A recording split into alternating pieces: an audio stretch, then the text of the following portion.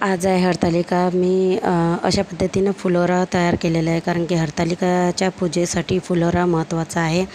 त्यामुळे मी अशा टिपऱ्यांचा फुलोरा तयार केलेला आहे। टिपऱ्या बांधून त्याला फुलंसुद्धा बांधलेले आहेत, फुलांच्या लळा बांधलेल्या आहेत, वेल बांधलेले आहेत। कारण की फुलोरा जो आहे तो महत्त्वाचा असते। त्यामुळे अशा पद्धतीनं मी संध्याकाळी छान तयारी करून पूजेला सुरुवात केलेली आहे। कळस मांडलेला आहे, चौरंगावरती कोपर ठेवून त्यावरती हळद कुंकू वाहून पूजेला तयारी केलेली आहे। जे शिवलिंग असते ते शिवलिंगसुद्धा तयार केलेली आहे मी।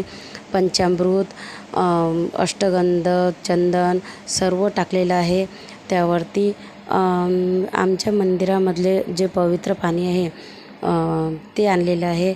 अशा पद्धतीने मी सुंदर छान पूजा केलेली आहे। माझे लहान मुलगीसुद्धा पूजा करते, माझी लहानी सासूबाई। मी पूजेला सुरुवात केलेली आहे। माझ्या छोट्या सासूबाईंनी कथा ऐकवलेली आहे आम्हाला। तुम्ही बघू शकता कशा पद्धतीने माझा फुलोरा झालेला आहे, छान सुंदर। हे जे तोरण आहे याचं खूप महत्त्व आहे, जे महादेवासाठी आहे। कथेला सुरुवात झाल्यानंतर आम्ही श्री कथा ऐकल्यानंतर प्रसाद घेतला। माझ्या सासूबाईंनी प्रसाद घातलेला आहे इथं।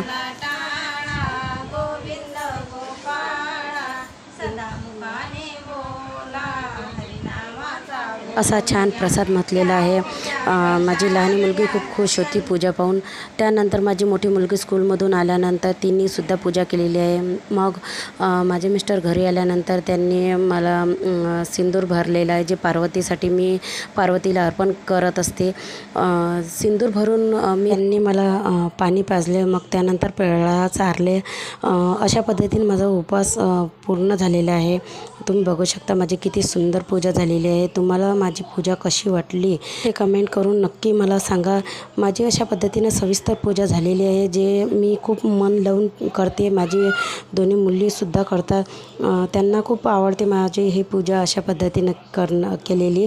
माझा व्हिडिओ हा कसा वाटला तुम्ही लाईक करा, शेअर करा, सबस्क्राईब करा विसरू नका। Okay, bye.